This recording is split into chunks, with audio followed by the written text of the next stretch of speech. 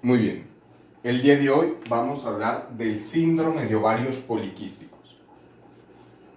Pero antes de hablar de este síndrome, es necesario que entendamos el concepto básico del eje hipotálamo, hipófisis, órgano diana u órgano blanco. El hipotálamo, en este caso en particular, va a sintetizar la hormona liberadora de gonadotropinas, también abreviada GnRH. La GnRH va a actuar a nivel hipofisiario. En la hipófisis la va a estimular para que ésta libere la hormona folículo estimulante, o también abreviada FSH, y la hormona luteinizante, abreviada LH. Estas van a actuar a nivel del órgano diana, que en este caso en particular es el ovario, y van a sintetizar estrógenos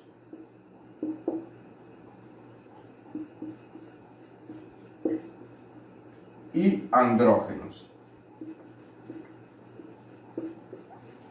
Los estrógenos se encuentran elevados principalmente en las mujeres de manera fisiológica y los andrógenos en los hombres. Los estrógenos en la mujer van a ser los que van a causar, los que van a provocar el desarrollo de caracteres sexuales secundarios femeninos, como el crecimiento de las mamas y la distribución de grasa periférica, como viene siendo principalmente en las piernas. En cambio, los andrógenos es la hormona que va a producir los caracteres sexuales secundarios en el hombre, como el desarrollo de vello facial en la cara, bigote, barba, acné, porque aumenta las glándulas sebáceas, y la obesidad central, o también llamada centrípeta.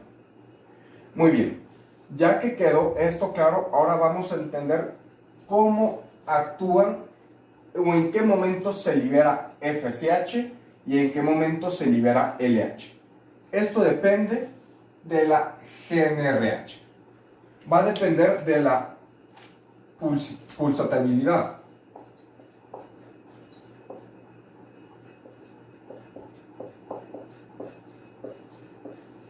Desconozco si así se escribe, no soy muy bueno en esto. Pero se puede liberar de una manera rápida o se puede liberar de una manera lenta.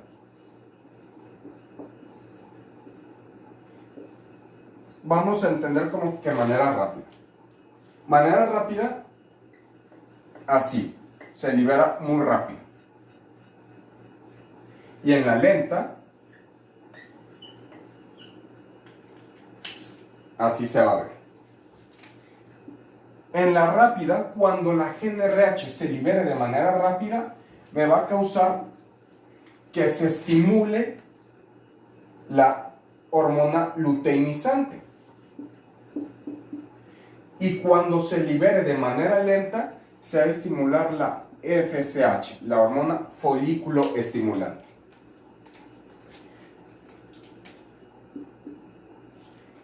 En el síndrome de ovario poliquístico no se conoce la etiología exacta.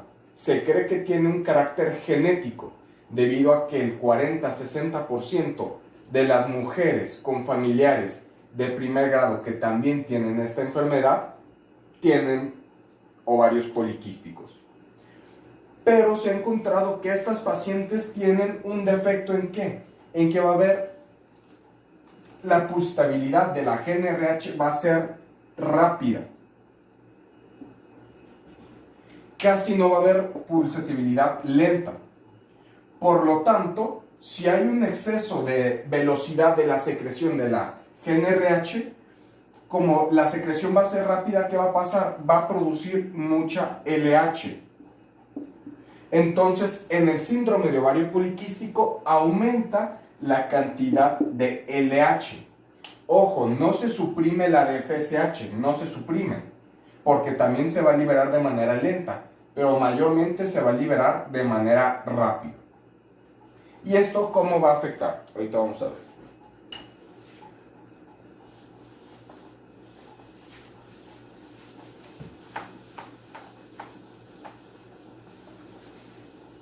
Vamos a hablar de manera general cómo actúa la LH. Este es un ovario.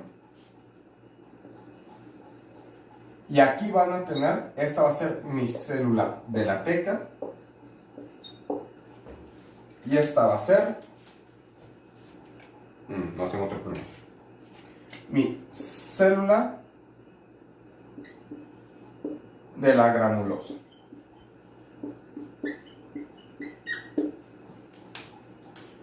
La LH actúa en la célula de la teca, pero ¿cómo lo hace? Lo hace porque la célula de la teca, con la finalidad de ¿qué? De que convierta el colesterol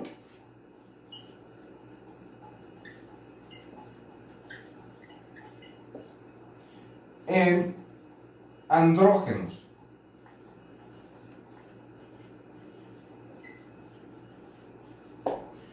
Una vez que se convirtieron, los andrógenos van a ser dos principalmente, la testosterona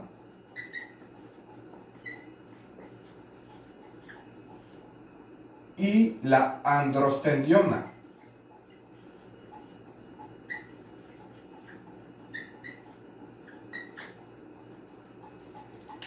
Cuando los andrógenos, cuando el colesterol ya se convirtió en andrógenos, estos andrógenos migran a las células de la granulosa.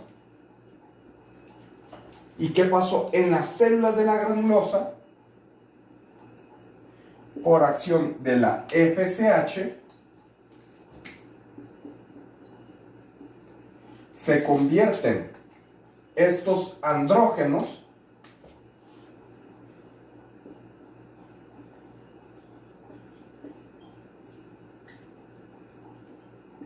en estrógenos.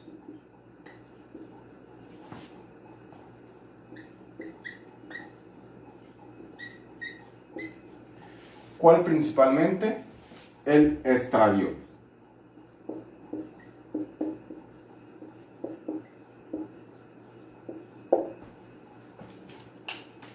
Entonces, repasando, la LH actúa a nivel de la célula de la teca, convirtiendo el colesterol en andrógenos, principalmente la testosterona y la androstendiona.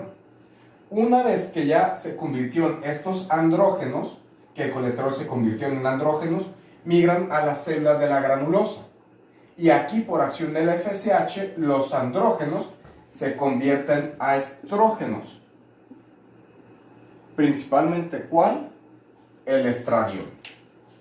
Pero eso es una manera muy básica de entender esto. Entonces, si nosotros ya sabíamos, ya les había mencionado, que en el paciente con síndrome de ovario poliquístico la pulsabilidad de la liberación de la GnRH va a ser muy rápida, voy a tener un aumento de LH, ¿verdad? Entonces, si aumenta mi LH, si yo tengo un aumento excesivo de LH, ¿qué va a pasar? Voy a tener un aumento excesivo de andrógenos. Pero los andrógenos se convierten a estrógenos por la FSH.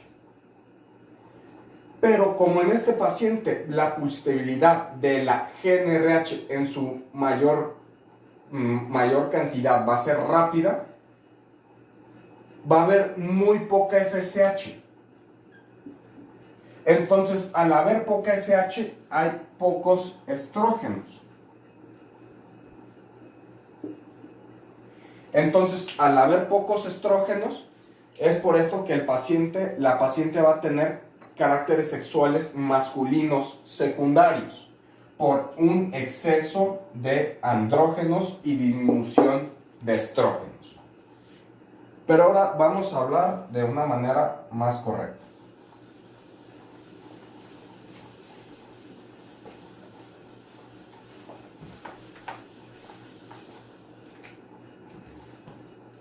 Imaginemos que esta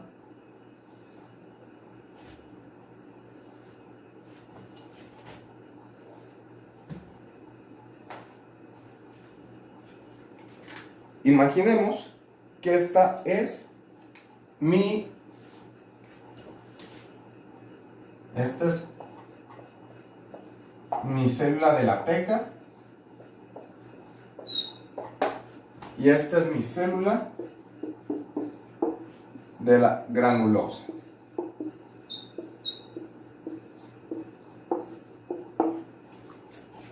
¿Qué va a pasar?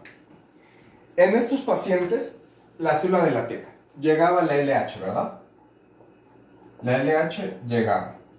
¿Y qué era lo que hacía? Convertir el colesterol en andrógenos. ¿Pero cómo lo hacía? El colesterol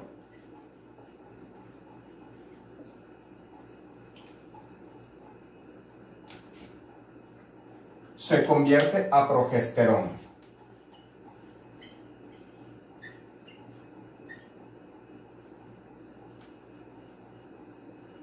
Se convierte a pregnenolona, perdón. Pregnenolona.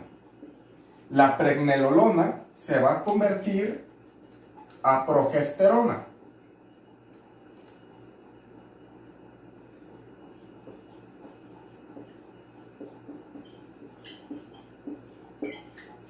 La progesterona se va a convertir a 17 hidroxiprogesterona. La 17 hidroxiprogesterona se va a convertir en androstendiona.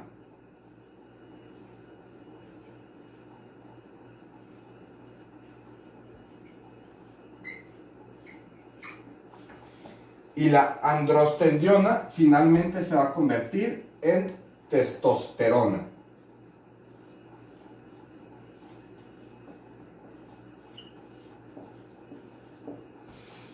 En este punto nos van a importar en este nivel, en este punto de conversiones, nos van a importar principalmente la androstendiona y la testosterona. ¿Por qué? Porque recuerden que yo les había dicho que cuando se convierten ya los andrógenos, migran a las células de la granulosa. Entonces, tanto la androstendiona como la testosterona van a migrar a las células de la granulosa. Migran a las células de la granulosa. Y aquí, ¿quién actúa? La FSH. La FSH, ¿qué va a hacer? Va a activar una enzima muy importante, que ¿cuál es? Es la aromatasa. La FSH me va a activar la aromatasa.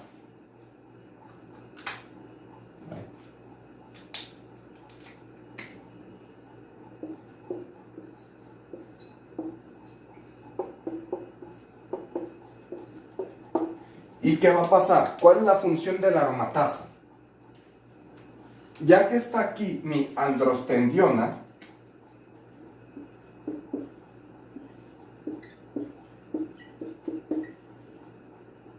abreviado, y mi testosterona, por acción de la aromatasa,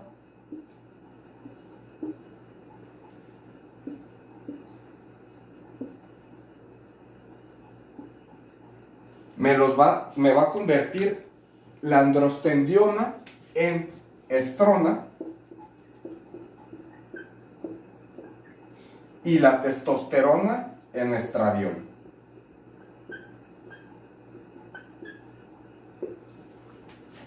Estos van a ser los responsables de la maduración folicular.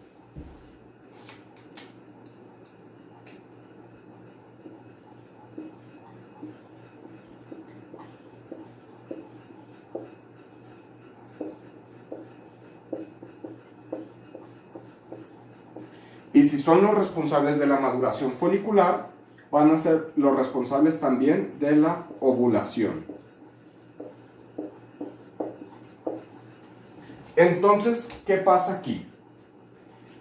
Resumiendo, en pocas palabras, la LH me convierte mi colesterol a mis andrógenos. La androstendiona y la testosterona migran a las células de la granulosa, donde por acción de la FSH que activa la aromatasa, convierte mi androstendiona en estrona y mi testosterona en estradiol. Estos estrógenos van a ser los responsables de la maduración folicular. Y si son los responsables de la maduración folicular, van a ser los responsables de la ovulación.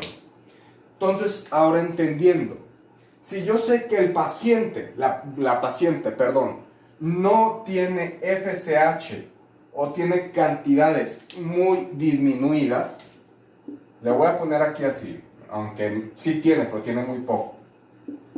Si tiene cantidades muy disminuidas de FSH, pero cantidades muy elevadas de LH, lo que va a pasar es que no va a existir esta transformación de andrógenos a estrógenos. Si no hay estos estrógenos, no hay maduración folicular, por lo que no hay ovulación. Y recordemos que para que una mujer sea fértil y pueda concebir a un niño, es necesario que ovule, porque si no, no va a ocurrir la fecundación de espermatozoide con óvulo. Entonces, si no me está ovulando, la paciente va a ser infértil. ¿Va?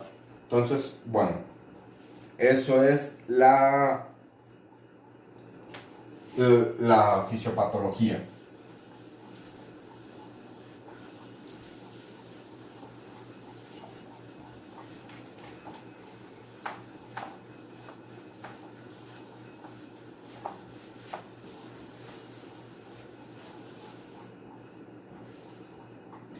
Vamos a hablar de las consecuencias, ¿va? Las consecuencias de los síndromes de ovarios poliquísticos vamos a tener que va a ser el hiperandrogenismo.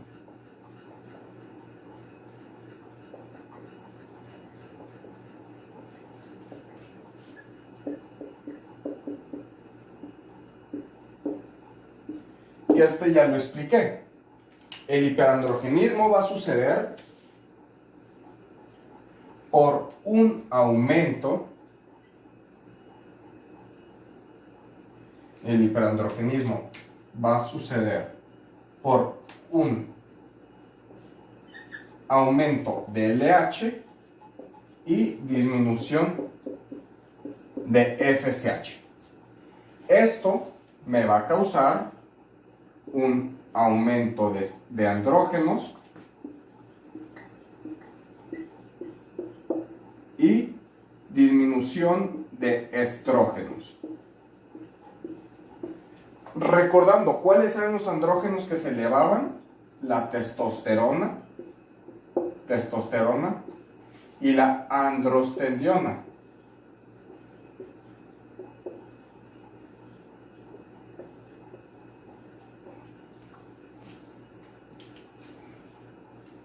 Entonces ya tenemos esto. Ahora, ¿qué más problemas me va a traer? El hiperandrogenismo. Aumenta la testosterona y aumenta la androstendiona. ¿Qué va a pasar? Los andrógenos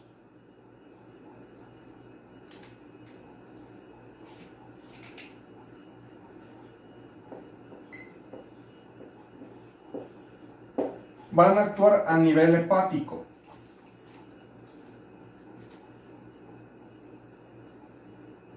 Este es mi hígado. Van a actuar a nivel hepático. ¿Y qué hace el hígado? El hígado normalmente sintetiza proteínas, como viene siendo la globulina,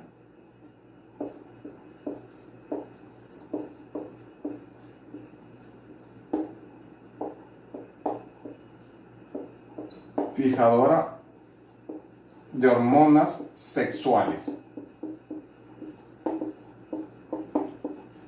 ¿Cuál es la función de la globulina fijadora de hormonas sexuales?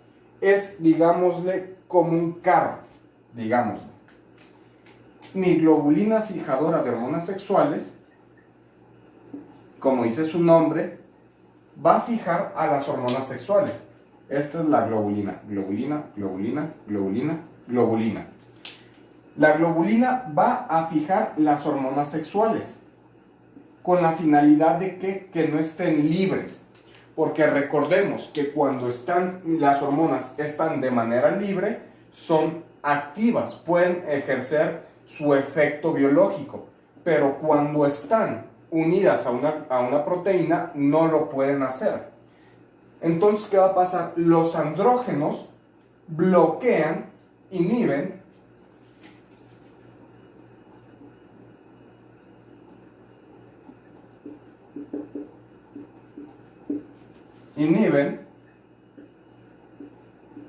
mi globulina fijadora de hormonas sexuales. Por lo tanto, ¿qué va a pasar? Va a disminuir. Disminuye en grandes concentraciones. ¿Y qué es lo que va a causar esto? Que mis hormonas sexuales queden en fracción libre. Estas están libres.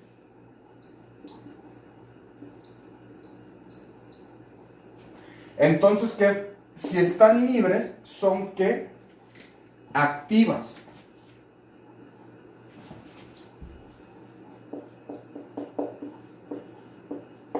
Y si son activas, me van a complicar lo que viene siendo los caracteres sexuales secundarios masculinos. Espero que se haya entendido esto.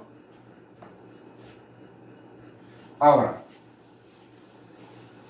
yo sé que yo voy a tener mucho andrógeno.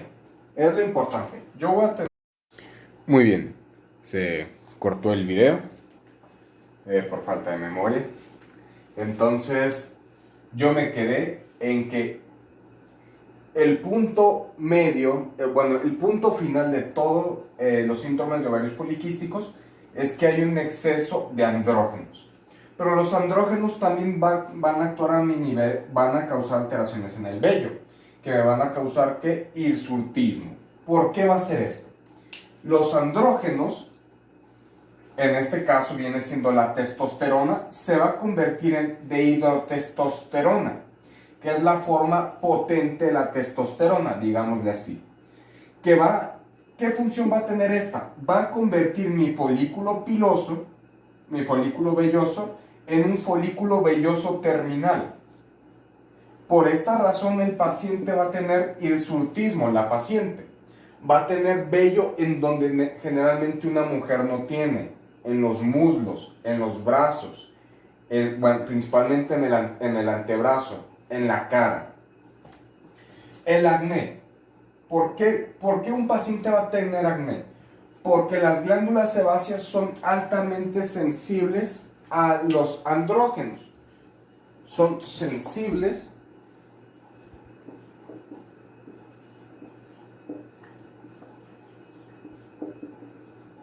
a los andrógenos.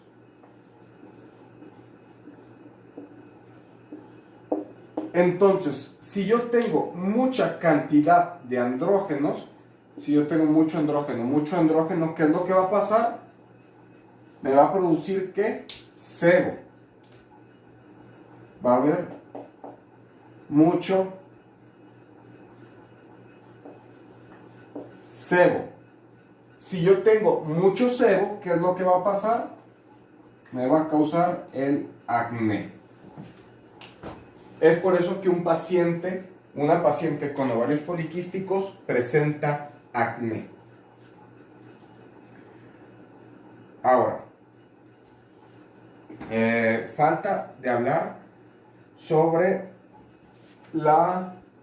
esto ya vimos qué es lo que va a causar el hiperandrogenismo. Vamos a hablar ahora de algo importante.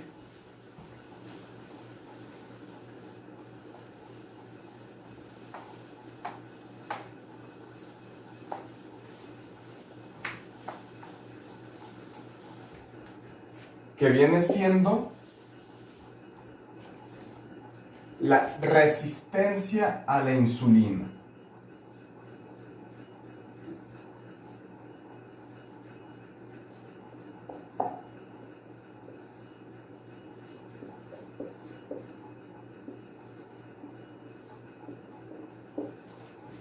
Y la hiperinsulinemia compensatoria.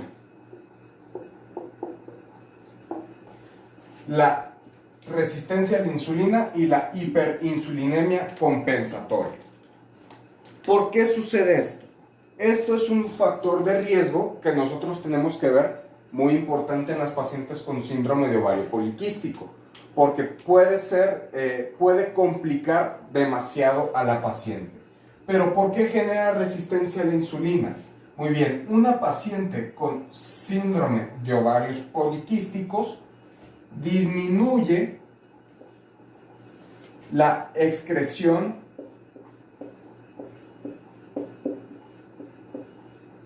hepática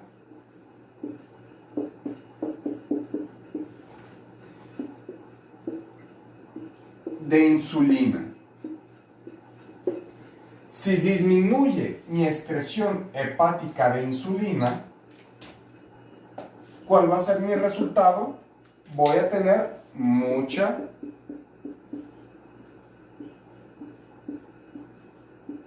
insulina. Estos son signos más. Mucha insulina.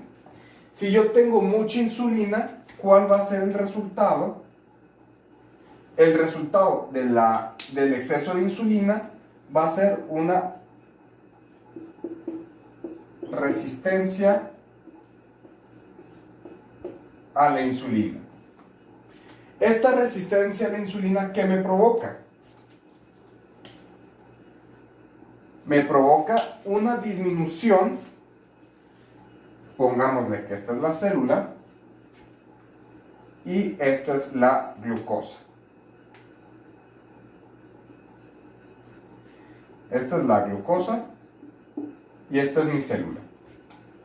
Si normalmente mi cantidad de insulina no, pongámosle aquí, que normalmente con una insulina abría y metía la glucosa, con esta resistencia ya no va a ser así, ya van a necesitar de 2 a 3 insulinas para poder meter la glucosa, porque recuerden que esto lo hace con la función de obtener ATP. ¿Qué va a pasar? Esta paciente va a necesitar cada vez mayor cantidad de insulina. Entonces, la resistencia a la insulina me va a causar ¿qué? Un aumento de la función de las células beta pancreáticas.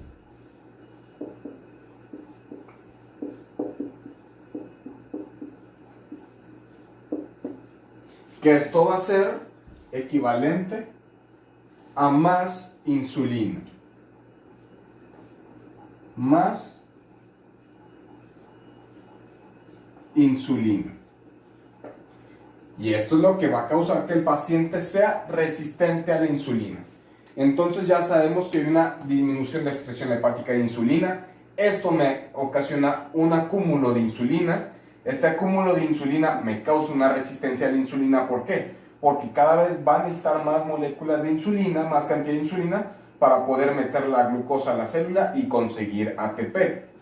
Esto me estimula, me aumenta la función pancreática, de las células beta pancreáticas, provocándome un aumento de la insulina. Pero aquí ya vimos por qué un paciente tiene problemas de insulina. Ahora vamos a ver cómo esto puede complicar mi síndrome de ovario poliquístico. Todo se explica de una manera muy fácil.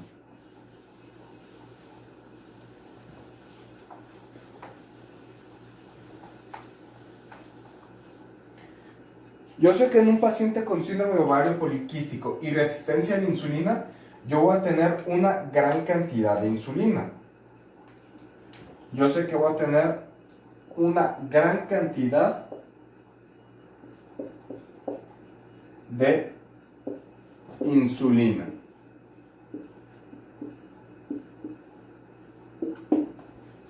Esta insulina, ¿cómo me va a afectar? Muy bien, en el ovario, este es el ovario, que ya casi no tiene tinta el plumón. En el ovario yo voy a tener receptores, que este caso va a ser mi receptor de factor de crecimiento insulínico tipo 1. Al momento que mi insulina, esta va a ser la insulina, llega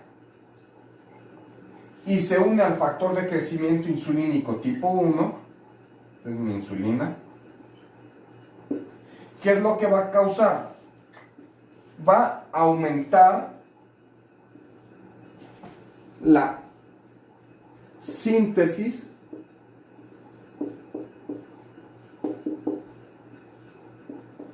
de andrógenos.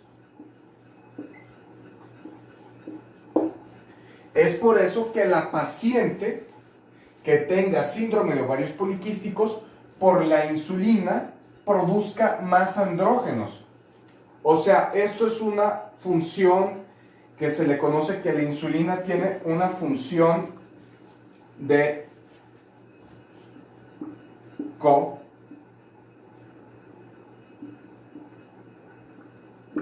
gonadotropina. ¿Por qué? Porque tiene acción sinérgica, tiene sinergia con la hormona luteinizante. ¿Por qué? Porque mi hipotálamo está sintetizando demasiada GnRH de una manera rápida, por lo que mi hipófisis sintetiza mucha LH.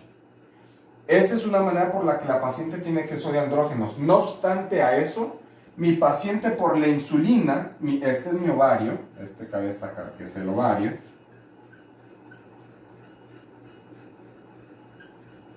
tiene receptores de la insulina, donde cuando la insulina se une con el receptor, que es el factor de crecimiento insulínico tipo 1, aumenta mi síntesis de andrógenos, que esto me empeora el problema.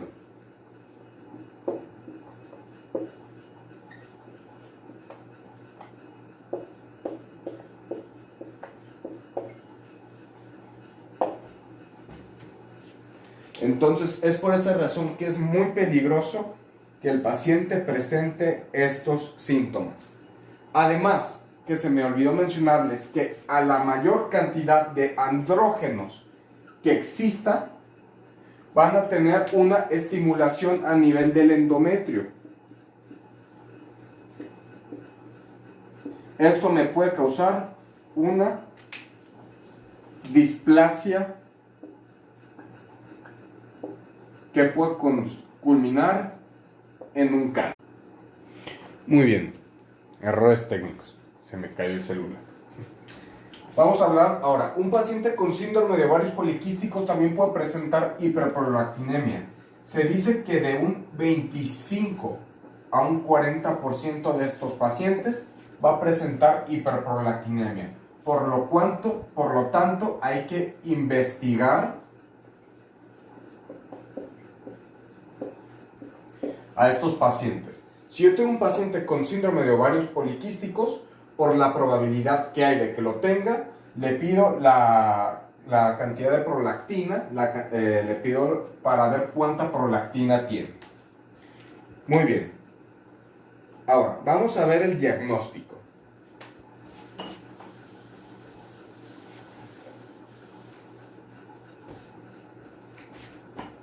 Vamos a ver el diagnóstico. El diagnóstico es clínico.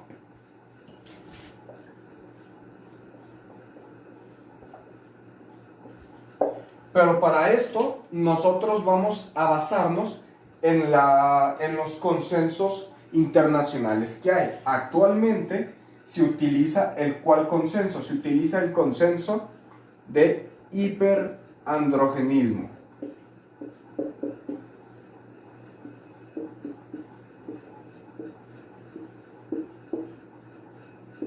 Este salió en el 2006.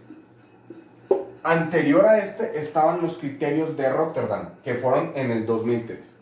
El chiste es que estos criterios nos dicen que para que un paciente le podamos hacer diagnóstico de ovarios poliquísticos, tiene que tener datos clínicos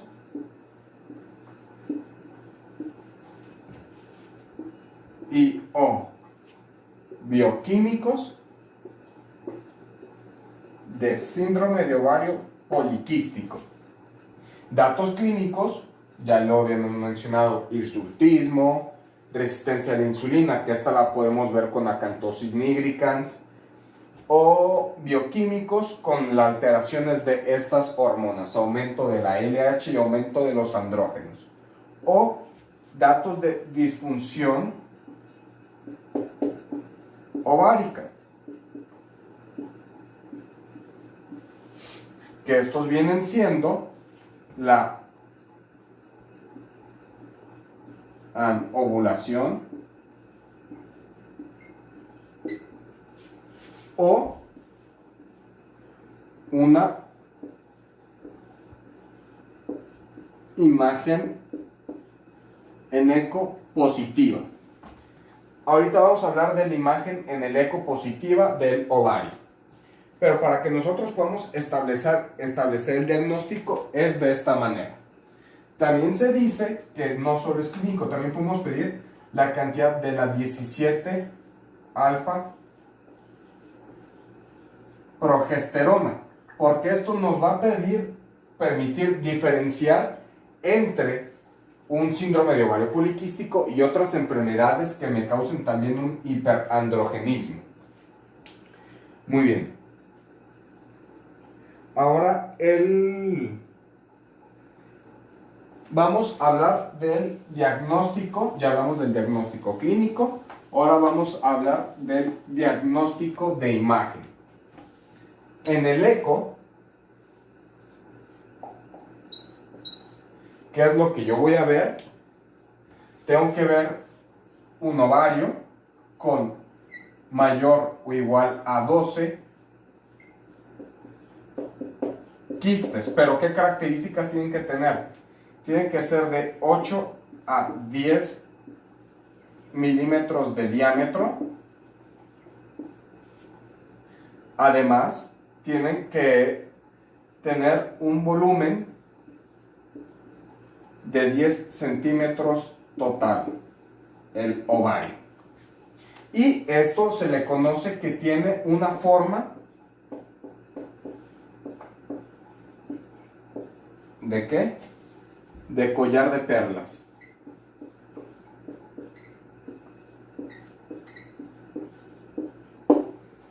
Si cumple esto, yo sé, con un solo ovario que tenga afectado, establezco diagnóstico de ovario poliquístico.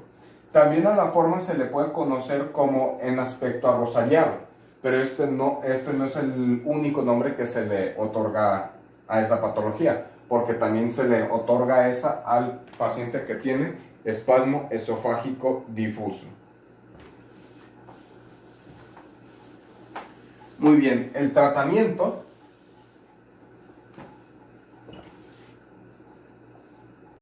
Bueno, el tratamiento va a depender si tiene datos de hiperandrogenismo. Si no tiene, se va a dar puro anticonceptivo oral combinado.